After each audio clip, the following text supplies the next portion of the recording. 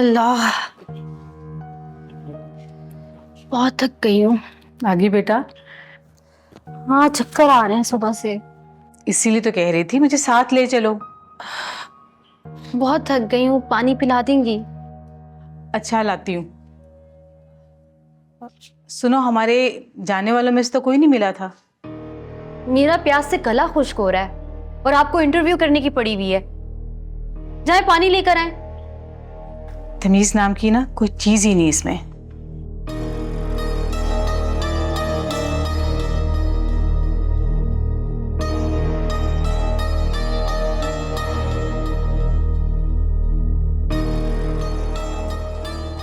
तुम्हारी मौत की वजह तो मैं ही बनूंगी बुढ़िया। अभी ये सर्फ वाला पानी गिराती हूँ।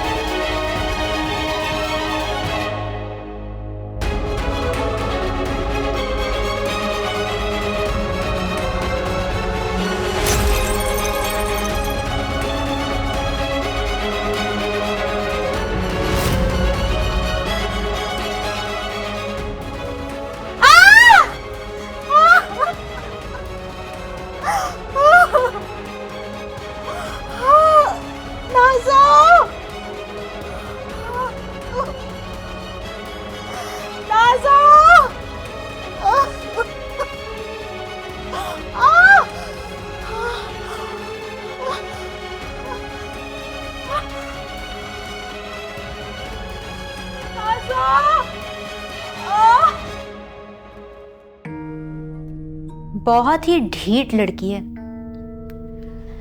इसे कैसे इस घर से निकालूं?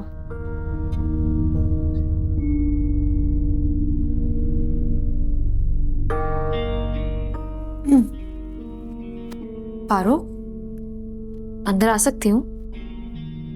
क्यों? मैं तुमसे बात करना चाहती हूँ। मैं तुम जैसी लड़की से बात करना भी पसंद नहीं करती।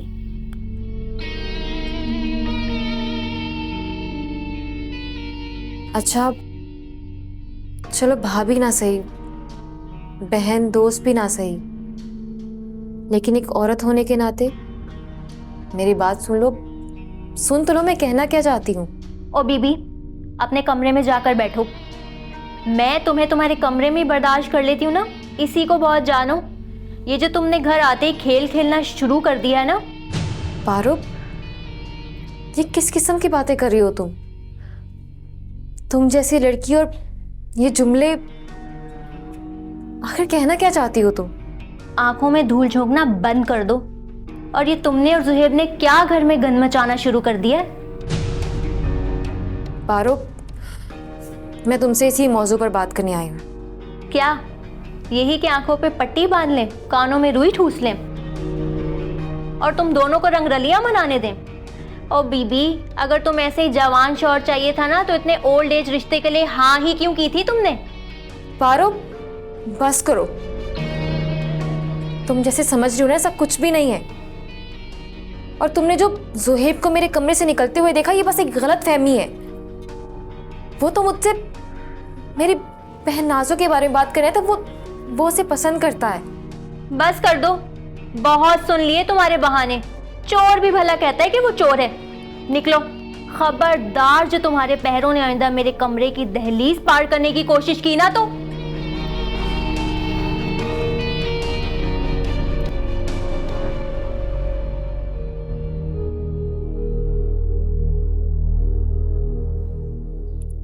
गलत फहमी हो तो दूर करनी चाहिए, मगर इसने तो तय किया हुआ है कि फसाद ही करना है।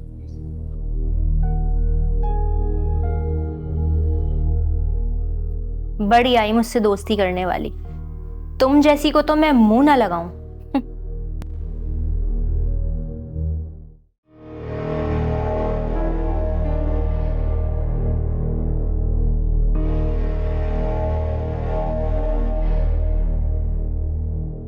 लेडी डॉक्टर ने इंजेक्शन भी लगा दिया और गोली भी दे दी, मगर पता नहीं मैंने ये ठीक भी किया है या नहीं। अगर ये मामला रहता तो नाज़ो का ध्यान ज़ुहैब की तरफ बिल्कुल हट जाता। वो अपने घर में बसने की कोशिश करती। एक तो मैं भी ना हमेशा नाज़ो की जिद पूरी कर देती हूँ।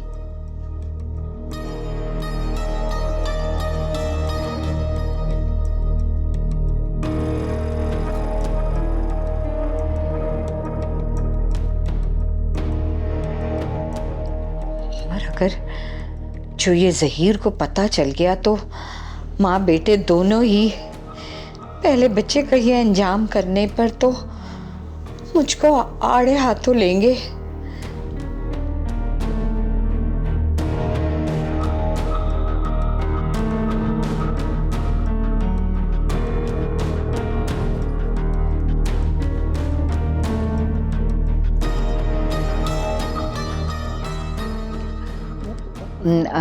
नाज़ो, भूले से भी इस मामले को अपने मुंह से मत निकालना, और अगर अल्लाह ना करे कल कला को ज़हीर को पता भी चलता है ना, तो इस बात का सारा इल्ज़ाम अपनी सास पे डाल देना,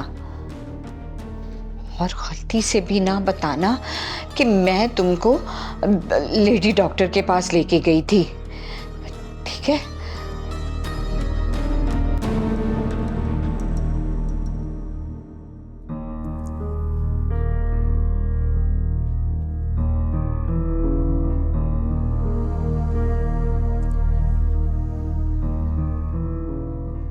शुक्रिया बेटा। अब आप जवानों की तरह मस्त चाल चलेगी तो यही होगा ना, अपनी उम्र के हिसाब से चला फिरा करें। मुझे तो ये समझ नहीं आ रही कि आधी भरी बाल्टी गिर कैसे सकती है। आवाज से तो नहीं उलट सकती। मैंने उल्टा दी थी।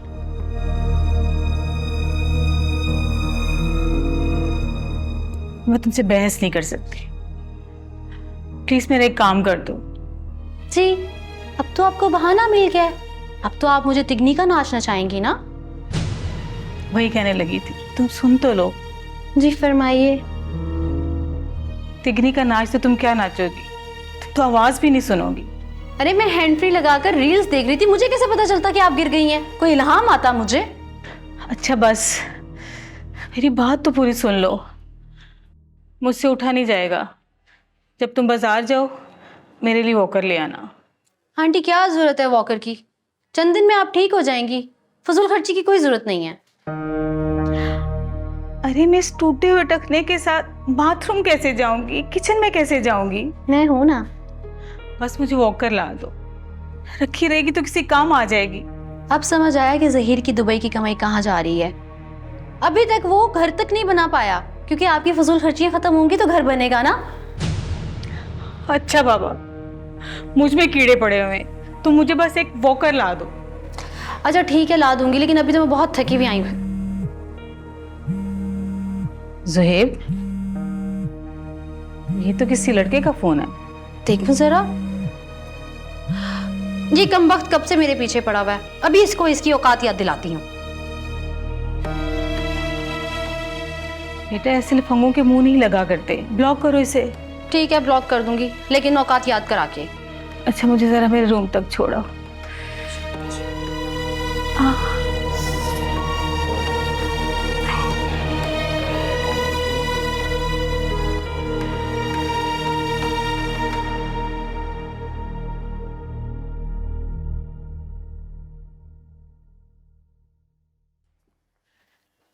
ज़ुहैब, ज़ुहैब, अब मैं एक शरीफ आदमी की बीवी हूँ और एक इज्जतदार खानदान की बहू हूँ। मेरे लिए किसी गैर मर्द का सोचना भी ना गुनाह है। अगर तुम ये सोचते हो ना तो बिल्कुल गलत सोचते हो। क्या? हाँ ज़ुहैब, ये ज़बरदस्ती की शादी की जंजीरें मैं नहीं पहनने वाली। मैंने इस शादी को ना कल तस्लीम किया था, ना ही आइंदा करूंगी। नाज़ो, तुम्हें पता है, कल रात को ना मैं रो रो कर तुम्हें याद कर रही थी और कह रही थी कितना बेवफा है ना ज़ुहैब, हमारे प्यार की कब्र पर एक दिया तक जलाने के लिए नहीं आया। अरे याद तो उसे किया जाता है जिसे भूला जाए। पल पल जी रहा हूँ, पल पल मर रहा हूँ। अभी तुम गुस्से में कुछ और ही कह दोगी तो मेरी जान ही निकल जाएगी। वो तो मेरी सास थी ना सामने। तो तुम ही एक फोन कर लेती मुझे। ज़ुहैब, मैंने तुम्हें इसलिए कॉल नहीं की क्योंकि मुझे लगा कि कहीं तुम मुझे इज्जतदारी के लेक्चर ना देने लग जाओ और कहीं ये ना कह बैठो कि अब मैं किसी और की इज्जत हूँ। हरगिज नहीं, तुम मेरा प्यार थी, तुम मेरी इज्जत हो। अगर फहद थोड़ा सा मेरा साथ दे देते तो किसी की मजाल थी कि मैं तुम्हारी रुखसत नहीं होने देता। फहद भाई क्यों देते तुम्हारा साथ? उन्हें तो अपनी दाल गलते हुए नजर आ रही थी ना। तुमने देखा नहीं है, मेरी रुखसती होते ही अपना रिश्ता लेकर फौरन पहुंच गए हैं वहां पर। चलो ये भी अच्छा ही हुआ ना। बहुत बहुत अच्छी है परी भाभी। खबरदार, जो तुमने उस मनूस लड़की की तारीफ की मेरे सामने, उससे दूर रहो। समझ आई तुम्हें?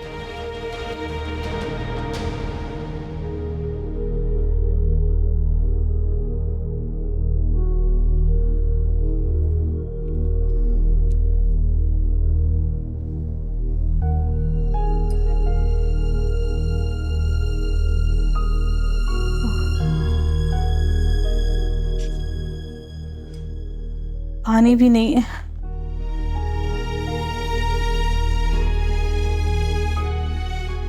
तो मेडिसिन भी नाजो के बैग में रहेगी। नाजो, नाजो, नाजो, होगी मेरी खवारी।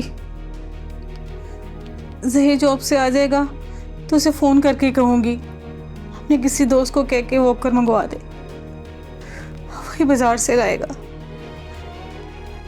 ये तो नहीं लाके देगी।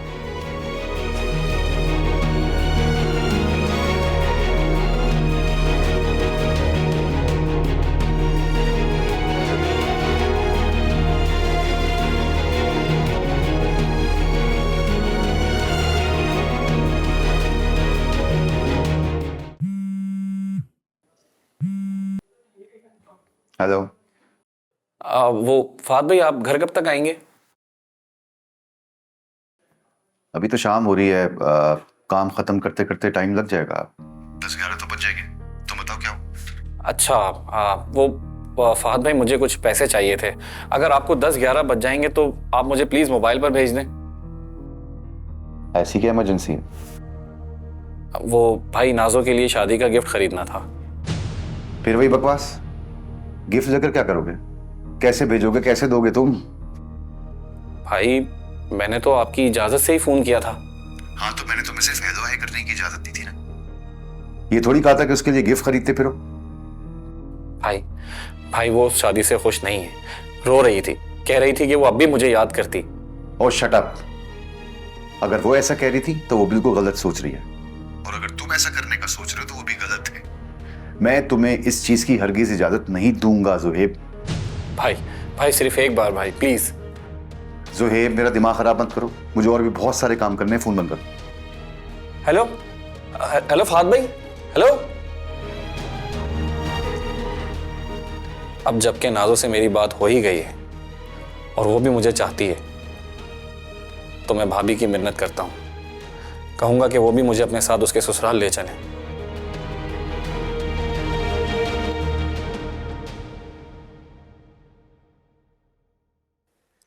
ये फिर फहद के रूम में जा रहा है और रूम में परी अकेली है। इन दोनों की अभी वीडियो बनाकर फहद को सेंड करती हूँ।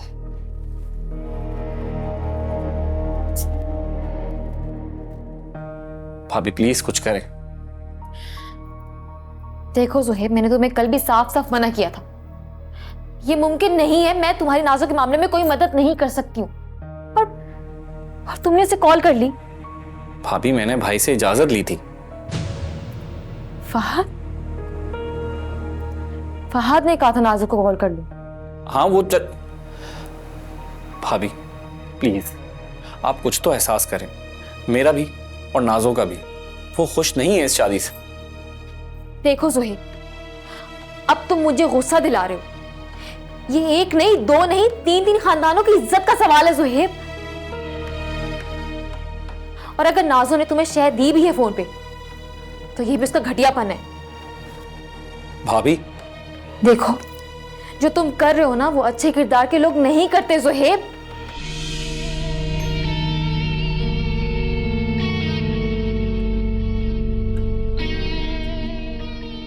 मजा तो तब आएगा जब फहद ये वीडियो देख लेगा।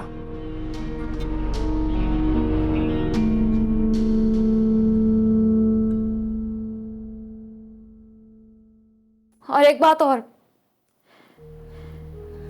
जब फहद घर में ना हो तो तुम प्लीज मेरे कमरे में मत आया करो।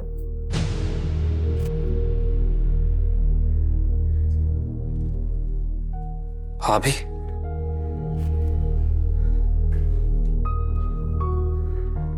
भी आपने कहा कि अच्छे किरदार के लोग नहीं करते,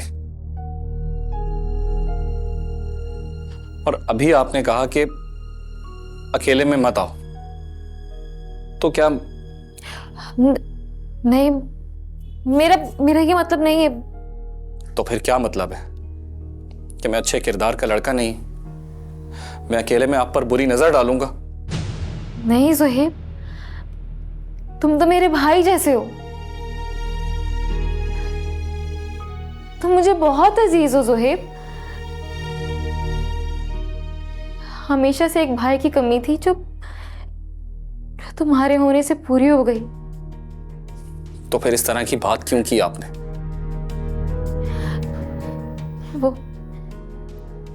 वो दरअसल बात ये है कि क्या बात है?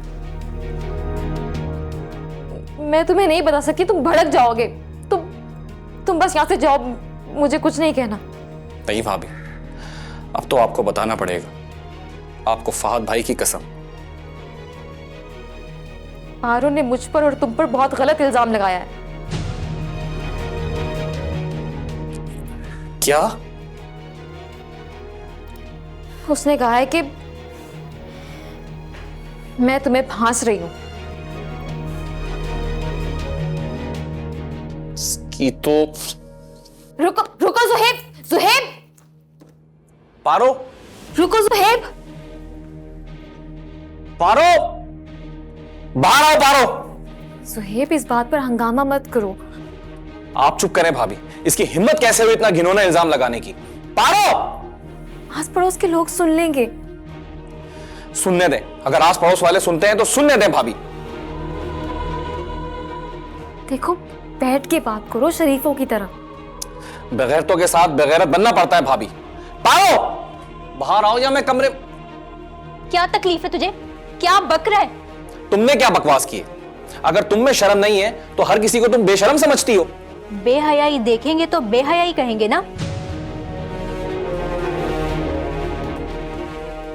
और ये बताओ कि भाई की गैर मौजूदगी में भाभी के कमरे में जाकर क्या करते हो तुम? वही जो तुम्हारा बाप करता रहा है। हाँ जुहेब, बिहेव योरसेल्फ। बेगैरत मुंह तोड़ दूंगी मैं तुम्हारा। हाँ, अब लगी ना मिर्चे।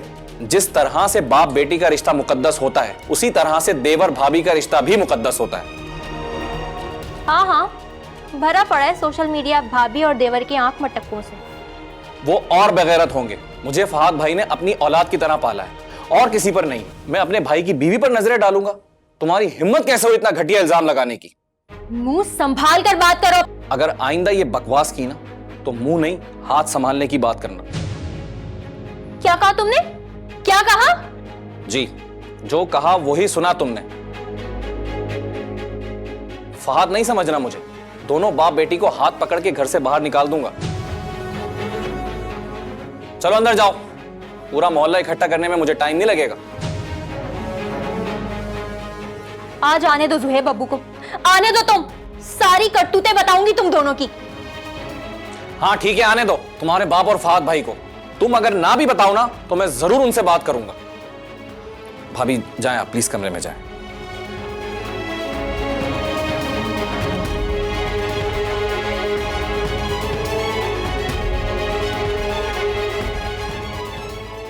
इन दोनों बाप बेटी को सीधा करना पड़ेगा, बहुत ज्यादा शेम मिल गई है इन लोगों को।